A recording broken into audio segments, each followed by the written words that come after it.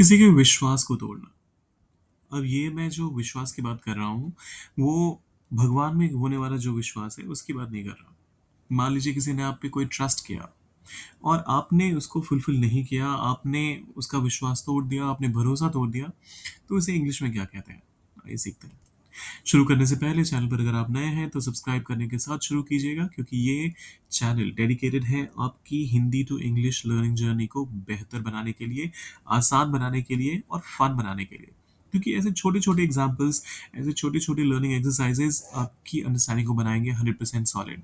तो मैं जितना कहता हूँ वो ज़रूर कीजिएगा। सब्सक्राइब करने के अलावा मैं जितने भी स्टेटमेंट्स को बार बार रिपीट करता हूँ, आप भी मेरे साथ रिपीट कीजिएगा, क्योंकि एक तो वो तरीका है रिटेन करने का नॉलेज को, और दूसरा तरीका है जो लास्ट वाला एग्जाम्पल सेंटेंस आएगा उसको ट्रांसलेट करके कमेंट में ज़रूर डालेगा। जब कभी भी आप एक ही चीज़ जिसको आपने 2-3 बार सुना है, उसी को जब लिख भी देते हैं, तो आपकी अंडरस्टैंडिंग, आपका रिटेंशन, जो नॉलेज रिटेंशन होता है, वो काफ़ी हद तक एकदम सॉलिड हो जाता है, और अगली बार जब आप उसे याद करने की कोशिश करते हैं, तो आपको बहुत ज़्यादा ज़ोर नहीं डालना पड़ता।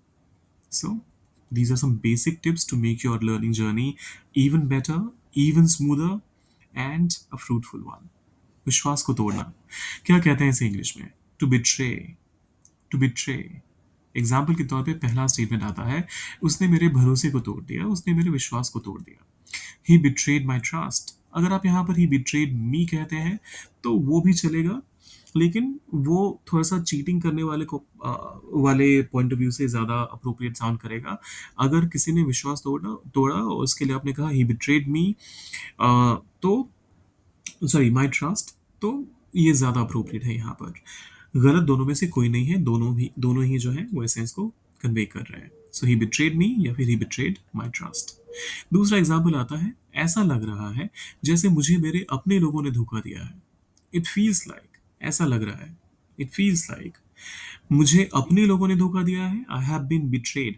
अब यहाँ पर क्योंकि किन्होंने धोखा दिया है, अपने लोगों ने, अगर आप उसको सब्जेक्ट के तौर पे इस्तेमाल नहीं करना चाहते हैं, तो आपके पास एक ही ऑप्शन बचता है कि आप पैसिव फॉर्म का इस्तेमाल कीजिए, और वही किया है मैंने यहाँ पर। I have been betrayed by my own people. अब इसको अगर मैं पैसिव ना कह के एक्टिव फॉर्म में कहूँ, तो मैं कहूँगा my own people have betrayed me. It feels like my own people have betrayed me. Active form में, पैसिव फॉर्म में हो जाएगा, it feels like I have been betrayed by my own people. I am sure आप सबने समझ भी लिया है, और एक्टिव पैसिव तो आप सबने सीखा भी है, आप सबको याद भी है। तो करते हैं आगे कंटिन्यू। तीसरा एग्जाम्पल कहता है, राज बताकर उसने मेरी निष्ठा को धोखा दिया। बाय रिवीलिंग द सीक्रेट, राज बताकर, राज खोलकर, राज किसी और के सामने जाहिर करके। So by revealing the secret, उसने मेरी निष्ठा को धोखा दिया है। He betrayed my loyalty. He betrayed my loyalty, मैं निष्ठावान था, मैं चाहता था कि वो भी निष्ठावान बना रहे, वो भी मेरे को बिट्रे ना करे, बट उसने बिट्रे किया। So by revealing the secret, he betrayed my loyalty. अब ये लास्ट वाला आपके लिए है। वफादारी को तोड़ना सबसे बड़ा अपराध है। कैसे ट्रांसलेट करेंगे इसे? सोचिए, बिट्रे का इस्तेमाल कीजिए और डालिए उसे कमेंट सेक्शन में। अपराध को आपको पता ही है, अपराध को क्राइम कहते हैं इंग्लिश में। तो कीजिए ट्रांसलेट, डालिए कमेंट सेक्शन में, और जाने से पहले सब्सक्राइब, लाइक और शेयर करके जाइएगा। मिलते हैं जल्दी।